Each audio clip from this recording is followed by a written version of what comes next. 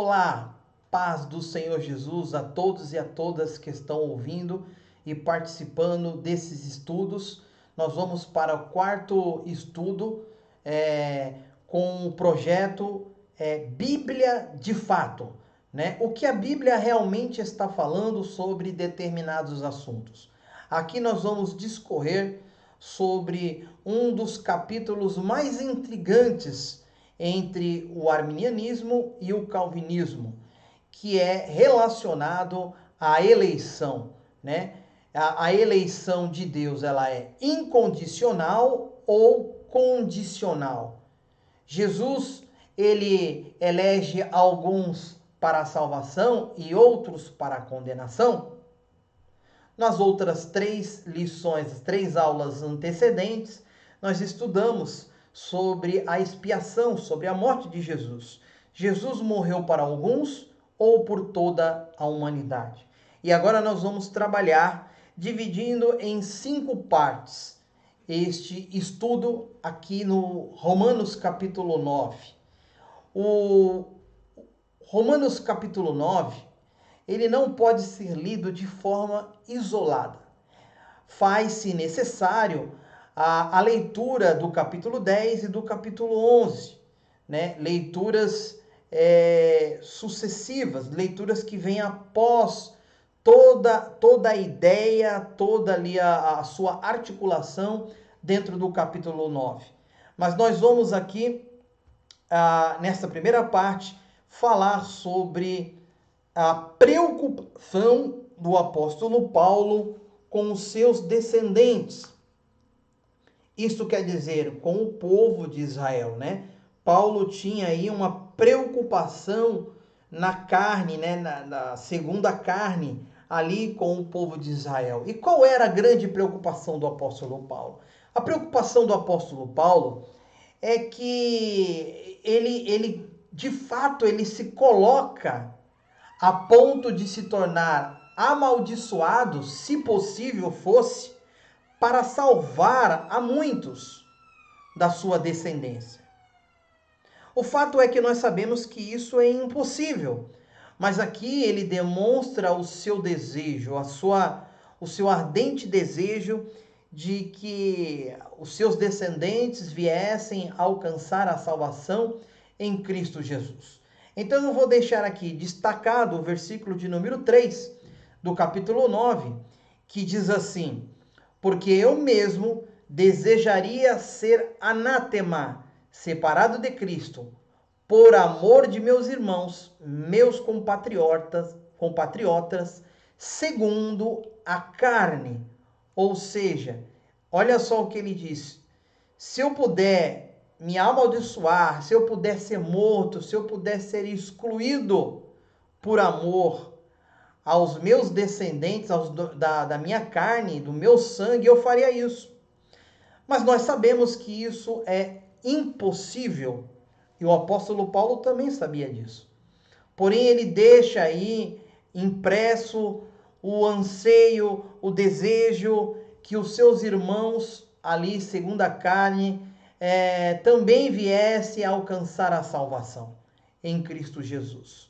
Então, o capítulo 9, ele não fala diretamente, ou vamos dizer assim, a priori, né, nos seus primeiros versículos, não está relacionado aqui a uma eleição para a salvação. É nisto que há um grande inequívoco, né, em compreender algumas coisas que nós vamos discorrer sobre esses textos, tá ok? Falando aqui de predileção da parte de Deus. É certo que há uma predileção da parte de Deus, mas não concernente à salvação. Jesus, nos primeiros versículos, melhor dizendo, o apóstolo Paulo aqui nos primeiros versículos, ele não está falando a respeito de uma eleição no âmbito salvífico, e sim uma eleição para o serviço. Então vamos partir para a segunda parte. Essa primeira parte nós falamos da preocupação, tá ok? E a segunda parte, ele fala sobre o caráter soberano de Deus em suas escolhas. É óbvio, Deus, ele é soberano, é o todo soberano e tem todo o direito de fazer as suas próprias escolhas. O fato é que as escolhas que Jesus faz aqui não é uma escolha direcionada para a salvação. Então vamos ler aqui, e eu faço questão de ler os 7 versículos, né? Primeiro aqui que se encontra o versículo 6, vamos lá. E não pensemos que a palavra de Deus haja falhado, porque nem todos os de Israel são de fato israelitas. Nem por serem descendentes de Abraão são todos seus filhos. Mas em Isaque será chamada a tua descendência. Isto é, estes filhos de Deus não são propriamente os da carne, mas devem ser considerados como descendência dos filhos da promessa. Porque a palavra da promessa é esta: por esse tempo virei, e Sara terá um filho. E não ela somente, mas também Rebeca, ao conceber de um só Isaque, nosso pai. E ainda não eram os gêmeos nascidos. Olha só, e não era ainda os gêmeos nascidos, nem tinha praticado o bem ou o mal, para que o propósito de Deus contra a eleição prevalecesse, não por obras, mas por aquele que chama. Já fora dito a ela: o mais velho será servo do mais moço. Como está escrito: amei Jacó, porém me aborreci de Esaú. Uau, que texto, hein? Que texto forte, como dizem que é a pedra no sapato para os arminianos, ou o calcanhar de Aquiles, né? De fato, aqui o apóstolo Paulo está falando de eleição, mas nós precisamos compreender o que é realmente essa eleição na íntegra. Observe que o apóstolo Paulo, em momento algum aqui, ele menciona, eu escolhi para a salvação. De forma alguma aqui, ele relata essa escolha, essa predileção de Jesus em escolher alguns, ou melhor dizendo, de Deus escolher alguns, né? Partindo do Antigo Testamento, em detrimento de outros. Mas então, que tipo de eleição é essa que está aqui apresso no texto, né? No livro sagrado? Observe que o apóstolo Paulo, ele desenvolve aí a sua defesa e ele começa aqui a mencionar, no versículo 10 aqui, melhor dizendo, versículo 9, ele fala assim: porque a palavra da promessa é essa, porque esse tempo virei e Sara terá um filho. Sara teve um filho, né? E não ela somente, agora ele fala de Rebeca. Então, Deus escolheu Sara, Deus escolheu Rebeca, e Deus escolheu no versículo 11, dentre os gêmeos, a Jacó. Mas essa escolha de Deus, de forma alguma, está aqui no texto, dizendo que foi uma escolha para a salvação. Ou melhor dizendo, como diz no versículo 11, quanto à eleição, prevalecesse não por obras, mas por aquele que chama. Então ele elegeu alguns porque ele chamou, e é isso que está no texto. Precisamos deixar bem claro. Agora, o fato é, essa eleição foi para quê? Para a salvação? Será que aqui o apóstolo Paulo está falando de salvação? Em momento algum aqui ele fala de uma eleição para a salvação. Ele não está discorrendo aqui dentro do âmbito soterológico, de forma alguma. Porque nós sabemos que até o filho que não foi o filho prometido, né? O filho de de Sara, o Ismael, né? Vamos dizer assim, ele foi abençoado por Deus. O próprio Cristo lá, a própria palavra de Deus diz lá no livro de Gênesis que eles seriam uma grande nação, uma forte nação. Ali não tem nenhuma passagem bíblica dizendo que ele foi excluído e sentenciado e eleito para a condenação eterna. De igual modo também, nós não observamos aqui Deus condenando Esaú para a danação eterna e Jacó para a salvação eterna. O fato que o apóstolo Paulo está aqui discorrendo sobre a eleição do serviço. E qual serviço que foi esse? Deus, quando separou Abraão, lá desde Ur dos Caldeus. E aí sim, aí nós podemos notadamente falar sobre a soberania de Deus em eleger incondicionalmente pessoas para o seu serviço. É assim que trabalha. O texto trabalha dentro desse conteúdo aqui. Então, Deus escolheu sim Jacó, escolheu sim Isaac, escolheu sim Abraão, mas escolheu para quê? Para que da tua semente viesse vir aquele que haveria de resgatar toda a humanidade. Então, preste bem atenção, essa aqui é uma eleição realmente incondicional, mas é uma eleição baseada no serviço e não na salvação eterna. Não há uma dupla predestinação na Bíblia Sagrada. Deus não predestina alguns para a salvação e outros para a condenação. De igual forma, não existe uma eleição uma eleição incondicional para a salvação e uma eleição incondicional para a danação eterna. A única eleição incondicional e que é prerrogativa do próprio Deus é a eleição do serviço, tá ok?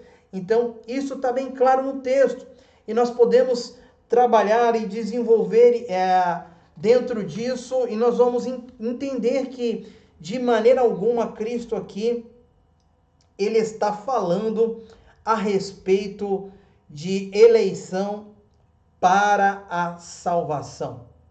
Tá certo? Então vamos prosseguir. Esse estudo aqui, ele é um pouco mais longo, mas faz-se necessário trabalhar dentro desse assunto.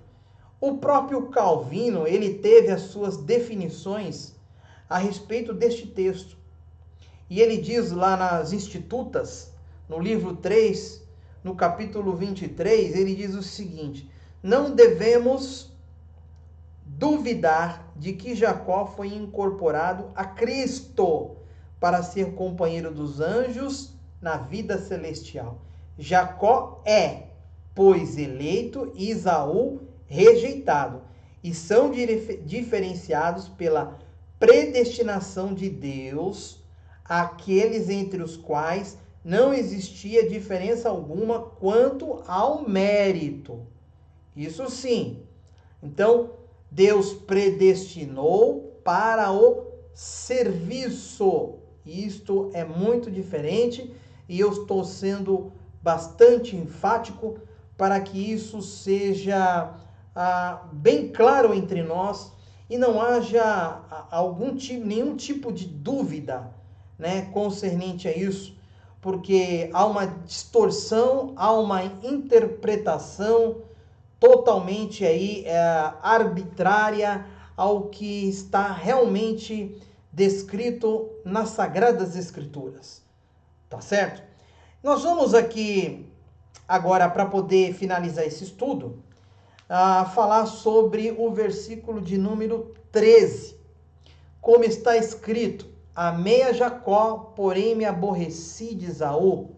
Em outras traduções pode ser: eu odiei a Esaú, eu detestei a Esaú.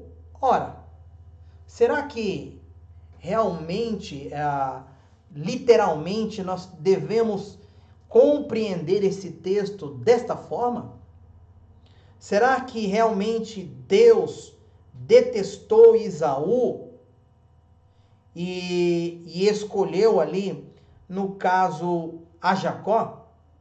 Amou a Jacó e odiou a Esaú? Bom, é preciso a gente esclarecer que aqui tem uma expressão idiomática, uma expressão dentro uma expressão hebraísta, onde os judeus eles tinham o hábito, quando eu falo assim, eu prefiro esse em vez daquele, tá? Alguns traduzem, eu amo mais esse do que aquele. Em algumas circunstâncias pode ser até traduzido assim. Então, quando nós fazemos uma leitura e vemos que ele amou a um e aborreceu ou odiou, não é o ódio em sua essência, literalmente dizendo, é que ele preferiu escolher a Jacó do que a Esaú, para poder prestar o serviço, no caso aí de sua descendência, em trazer o Messias, o Salvador.